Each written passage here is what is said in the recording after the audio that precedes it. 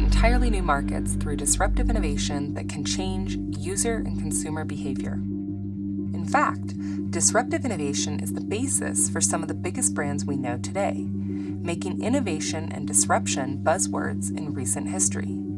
So often, people talk about innovation as a product, a shiny object to be obtained, when in reality, it is the act of innovating, which is really a process that takes time. Yet few people talk about the process to innovate. What is that process? How can we strategically invest our time, energy, and money to change people's behavior while mitigating risks to investment?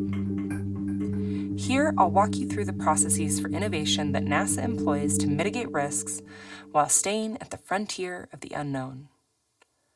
Why NASA? Changing people's behavior and their organizational systems is defined as a wicked problem. Wicked problems involve multiple organizations and often face disagreement about the causes and best solutions. Such problems are resistant to resolution and require a systematic approach, which requires system engineering. While technology is thought to be only one driver of change, if designed and applied correctly, technology can enable systematic change for disruptive innovation. For example, a decade ago, most people would not choose to hitchhike with a stranger. However, a well-designed technology disrupted both the sociocultural status quo and policies to provide a tool for strangers to share rides, now a common practice. Arguably, NASA is one of the first information technology-based disruptive innovators in the world, pioneering innovation since 1958. In 1961, U.S. President John F. Kennedy challenged NASA to engineer the first human landing on the moon. Just 8 years later, NASA succeeded, despite having only 30 minutes of man-hours in space. Such a feat required managing 400,000 engineers and 20,000 contractors, as well as obtaining bipartisan support for the 1962 Salary Reform Act to maintain white-collar wages at a level competitive with private sector. We choose to go to the moon. We choose to go to the moon.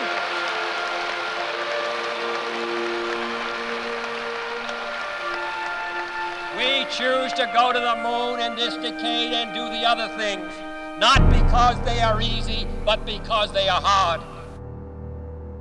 Because of this, Science magazine observed that NASA's most valuable feat was not technological, but rather better knowledge of how to accomplish great social undertakings. Thus, wicked problems are exactly the kind of problems that NASA works to solve. I will show you how to scale NASA's processes for innovation to new, non-aerospace domains using the Wicked Innovation Framework that I developed as a NASA science system engineer. Before we do, let's look at how NASA innovates. NASA continues to lead innovation to new frontiers in our galaxy and beyond, reaching for new heights to reveal the unknown so that what we do and learn will benefit all humankind. NASA studies how the universe began, evolves, and what will be its destiny, the origin and evolution of the solar system and its relationship to the sun, the origin of life on Earth, and how and why it's changing. So, how does NASA mitigate the risks associated with studying the unknown?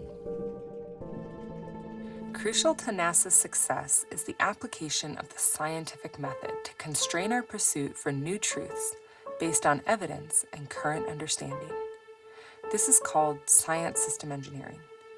What does science system engineering actually look like in practice? It starts with market research conducted by the National Academies of Sciences about what the current state of knowledge is and what is needed to advance it. The National Academies then recommends priority science objectives based on hypotheses to advance systematic understanding.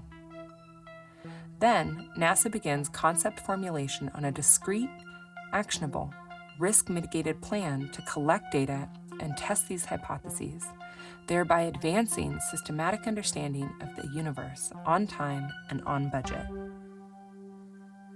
NASA does this using a tool called the Science Traceability Matrix that traces the scientific method into an implementation plan.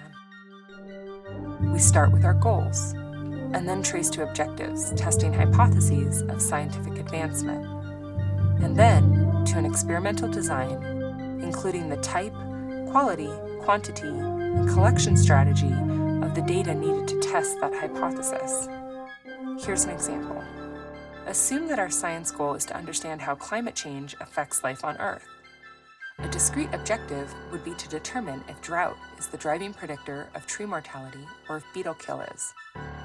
To test this, we need to observe tree mortality, drought, and beetle kill, which we can derive from physical observations of solar reflectance off of the Earth's surface, which we measure from an imaging system, kind of like an advanced camera, spanning the visible to infrared portions of the electromagnetic spectrum, that we collect over forests across the globe year-round for at least 3 years, observing in the late afternoon when plants are stressed. The Science Traceability Matrix actually follows the knowledge hierarchy, whereby our goals align with wisdom, objectives and physical parameters with knowledge, observables with information, and instrument and mission design with collecting raw data. Note that wisdom is an important part of how NASA realizes its vision. What makes this unique is that few discuss wisdom. Some have defined wisdom as accumulated knowledge that enables application of concepts from one domain to new situations or problems. Like gravity, we understand the principles of gravity so well that we can apply them not only in our known environment on Earth, but also to land a rover on the surface of Mars. This definition is not that different from viewing wisdom as applied understanding. If we think of wisdom in this way, we can use the knowledge hierarchy as a framework to scale NASA's processes for innovation to design and develop technologies that significantly alter the mode of operation. WKID Innovation uses the knowledge hierarchy, design thinking, system engineering, and the scientific method to mitigate risks while creating disruptive technology. It is built on the premise that human actions are determined by what we know to be true based on observations of our experiences in the world. Wisdom is action informed by values and the patterns of what we know to be true within a given context, based on patterns of information from evidence or data that we have available to us. WKID Innovation transcends any one discipline. As such, the success of WKID Innovation relies on system engineering. In 1991, Kevin Fosberg and Harold Moos created the V model to describe project system engineering. Since WKID Innovation systematically engineers change in actions, we can map the knowledge hierarchy to the V model. The first step is to map the concept of operations. We can do this by deploying the PEST model. In 1967, Francis Aguilar, a Harvard business professor, defined the PEST model, stating that changing the current business environment involves understanding it as it relates to policy, economics, sociocultural factors, technology, and tools. Thus, to identify the product for changing the current state, we must understand the informed actions by people and the processes that govern them. According to Kenneth Curtin, a lecturer at the University of Southern California, these stakeholders include policy, business, management, and technology people. So how do we find a shared vision among our stakeholders? We can't just ask people, because as Steve Jobs once said, people don't know what they want until you show it to them. So how do we figure out what people want that they can't or don't articulate?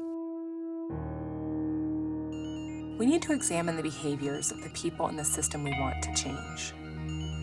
Why does this work? The human brain actually follows the knowledge hierarchy by systematically processing data to motivate the actions we take. As you sit here, you listen to me, an action informed by you knowing that I have something to tell you, which you learn from information provided to you as words and sentences, that your brain processed from data, photons reflected and absorbed from the screen. Researching why and how people do what they do enables us to design specifically to create the value add to the existing system. For the NASA mission system, value add is validating that our integrated system can provide data to advance the current state. More broadly, this is commonly referred to as return on investment.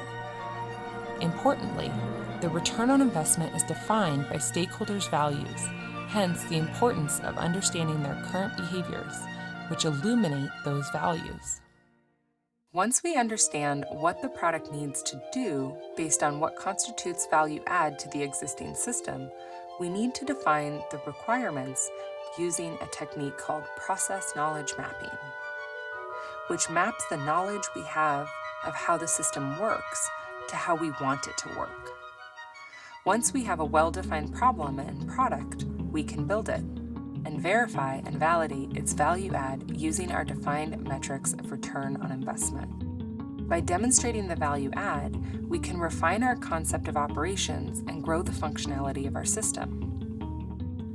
This is the process of innovation to create disruptive technology that mitigates risks and increases your chances of investment.